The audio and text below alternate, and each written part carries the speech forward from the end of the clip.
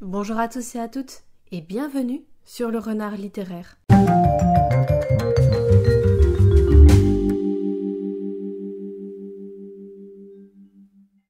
J'espère que vous allez bien, moi je suis ravie de vous retrouver aujourd'hui pour une nouvelle vidéo et pour un format que j'adore faire. Aujourd'hui, je vais vous présenter 5 pépites littéraires qui sont à mon sens bien trop méconnues, donc on va commencer tout de suite. Je débute cette vidéo avec un manga que j'ai découvert grâce au prix Livre Addict de l'an dernier et dont personne n'a vraiment parlé sur les réseaux sociaux, à savoir Quand la nuit tombe de Rie Haruga, publié aux éditions Akata. Nous suivons donc l'histoire de deux amis, Takaomi et Ao. Ils sont amis depuis des années, mais tous les deux commencent à développer des sentiments et alors qu'ils veulent entamer une nouvelle étape dans leur relation, leurs vies vont totalement s'écrouler. Le père d'Ao est accusé d'avoir agressé sexuellement la mère de Takaomi qui était alors employée dans son usine. Si le nom de Rie Haruga ne vous est pas inconnu, c'est parce que c'est l'autrice d'un shoujo qui avait pas mal fait parler de lui il y a quelques années, Perfect World. Personnellement, j'ai lu 4 tomes de cette saga, mais j'ai beaucoup de mal à être convaincue par cette histoire. Je la trouve très niaise, mielleuse, voire par moments un peu toxique. Mais nous ne sommes pas là pour nous appesantir sur Perfect World. En fait, quand j'ai commencé Quand la nuit tombe, je n'avais pas fait le rapprochement et donc quand j'ai terminé ce manga, je suis allée voir l'affiche Livre Addict de l'autrice et j'ai été agréablement surprise. Je ne la pensais pas capable de prendre un tel sujet à bras-le-corps, le traiter de façon aussi précise et nuancée. Parce que oui, le sujet de ce manga est très difficile à traiter, très périlleux. On parle quand même d'agression sexuelle, des répercussions qu'un tel événement peut avoir sur les victimes, mais aussi sur les familles des agresseurs qui n'ont jamais rien demandé et jamais encouragé un tel comportement. Du jour au lendemain, Ao devient persona non grata et harcelée pour un acte qu'elle n'a jamais commis, et ce, malgré le fait qu'elle se soit désolidarisée de son père. Takaomi a beau savoir faire la part des choses, c'est pas vraiment le cas de tout le monde et elle doit vivre avec ça. Bref, la mangaka s'est vraiment surpassée et pour couronner le tout, Quand la nuit tombe est un one-shot. C'est un manga assez court puisqu'il est fait 200 pages et donc il se lit très rapidement, mais c'est d'autant plus impressionnant de voir qu'on peut écrire une histoire pertinente et nuancée et aussi parler d'un sujet très difficile mais important en un petit peu moins de 200 pages. Je ne sais pas si je continuerai à lire Perfect World, mais ce qui est sûr, c'est que je lirai les autres one-shots de l'autrice. Peu importe si le sujet est léger ou non, je pense qu'elle excelle dans ce domaine et je vous conseille vraiment de vous pencher sur Quand la nuit tombe. Je poursuis avec un comics qui sent bon les vacances, la nature, le plein air et les longues randonnées. On va parler d'Un été d'enfer qui est dessiné et écrit par Vera Brosgol et publié aux éditions Rue de Sèvres. Un été d'enfer est un récit autobiographique puisque l'autrice va raconter le camp de vacances auquel elle a participé lorsqu'elle avait 10 ans. Je ne vais pas en dire davantage pour le résumer parce que je pense que ce n'est pas nécessaire de le détailler plus.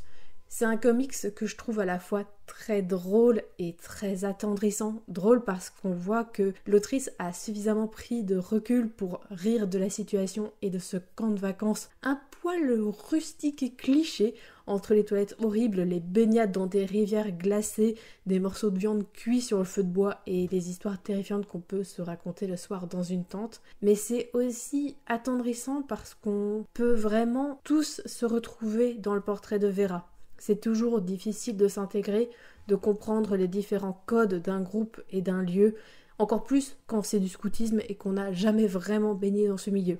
On la voit rencontrer des difficultés à trouver sa place, à se faire des amis sincères et à ne pas juste être le bouche-trou de service.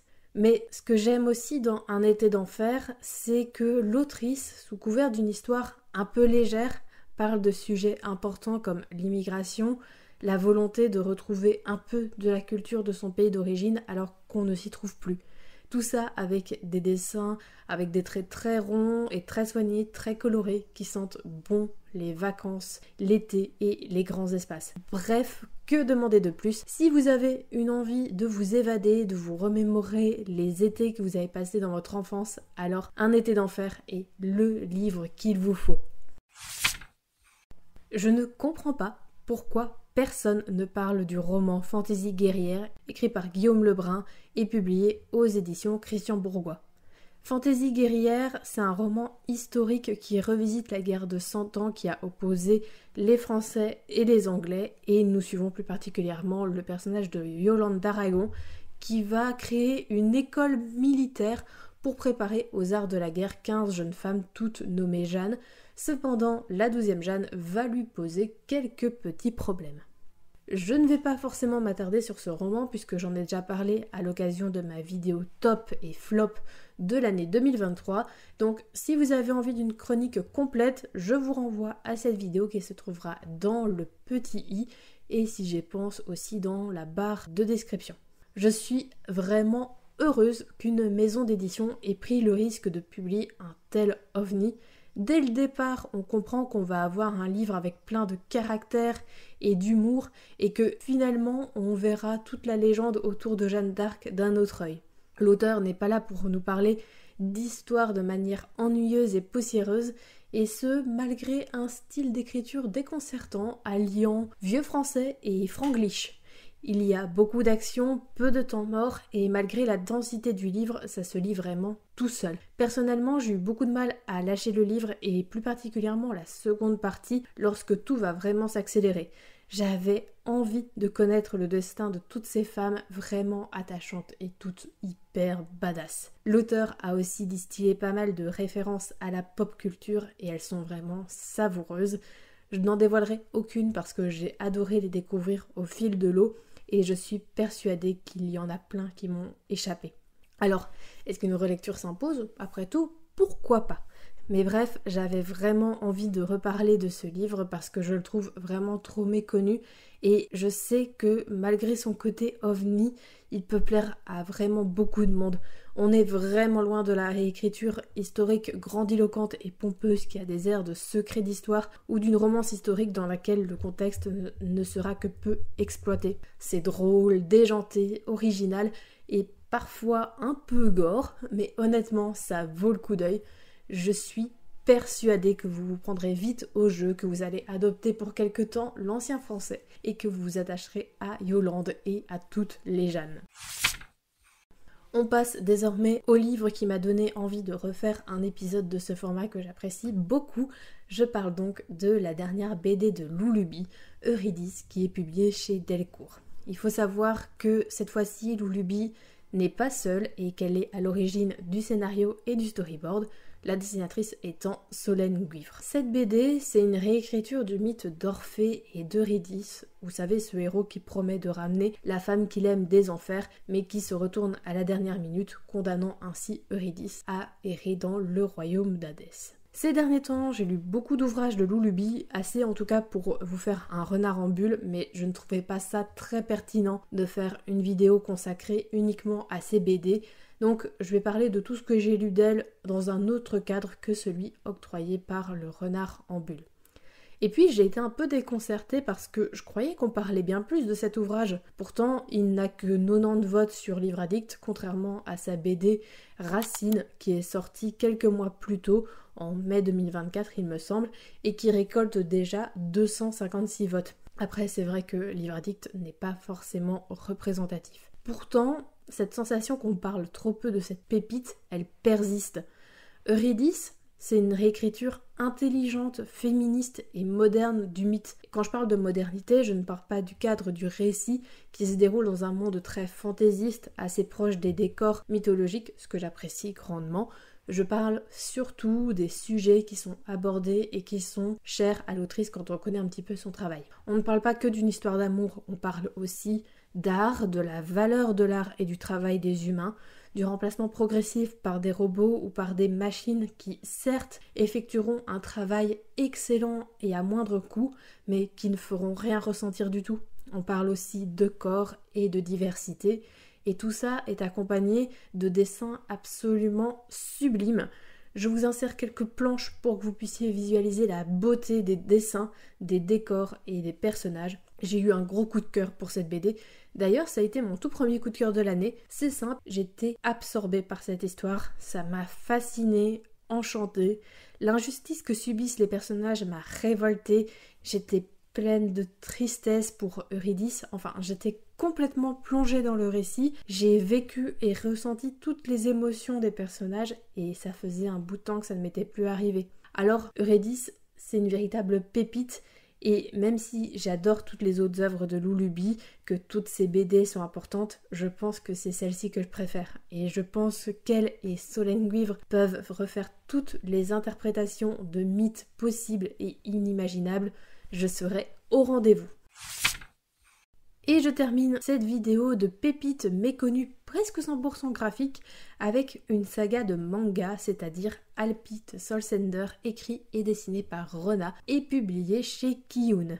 Dans cette saga qui comporte 7 tomes, nous suivons le quotidien de Alpi, une Soul Sender, c'est-à-dire une personne qui exerce des rituels magiques et naturels afin de délivrer l'âme des esprits. Le voyage qu'Alpi entreprend n'a pas pour unique but d'améliorer ses compétences de Soul Sender, mais elle fait ce voyage aussi et surtout pour retrouver ses parents, des Soul Sender eux aussi dont elle n'a plus de nouvelles depuis des mois. C'est une série de mangas que j'avais beaucoup aimé et qui va assez rapidement s'éloigner de son aspect tranche de vie et voyage initiatique qui me faisait beaucoup penser à la saga Mushishi de Yuki Orochibara, qu'il faudrait que je termine d'ailleurs. Dès le second tome, nous avons une histoire suivie et aussi une histoire bien plus sombre. L'ambiance bucolique et tranquille ne s'éternise pas et ça peut être assez surprenant, surtout quand il n'y a aucun indice qui indique ce changement, si ce n'est que c'est publié dans la collection Seinen de Kiyun et que cette collection a quelques titres particulièrement sombres. J'avais aussi trouvé que les personnages étaient très attachants. J'avais un peu peur d'avoir un personnage principal trop candide et innocent, pas du tout taillé pour la tâche qu'il attendait et qui devrait évoluer dans la souffrance. Mais c'est pas tellement le cas. Certes, Alpi est un petit peu naïve par moments, mais elle débute à peine dans son métier. En revanche, elle apprend vite et elle évolue vite, ce qui est toujours appréciable. Et puis les dessins sont vraiment chouettes, le trait est assez rond, l'environnement est détaillé, on a des jeux de perspective, bref, l'immersion est garantie grâce au dessin. C'est pas une saga qui est vraiment mise en avant et je trouve ça dommage, je suis persuadée que ça plaira aux amateurs et aux amatrices de manga comme Mushishi, comme je le disais plus tôt. Ça parlera également aux lecteurs et aux lectrices de manga tranche de vie qui se déroulent dans un environnement où la nature est omniprésente, un peu comme Minuscule, même si on est bien loin de la tranquillité dans laquelle vivent Akumei et Mikoshi. En plus, c'est terminé en 7 tomes, donc pas besoin de s'engager dans une histoire à rallonge et d'être frustré parce que la fin ne vient jamais.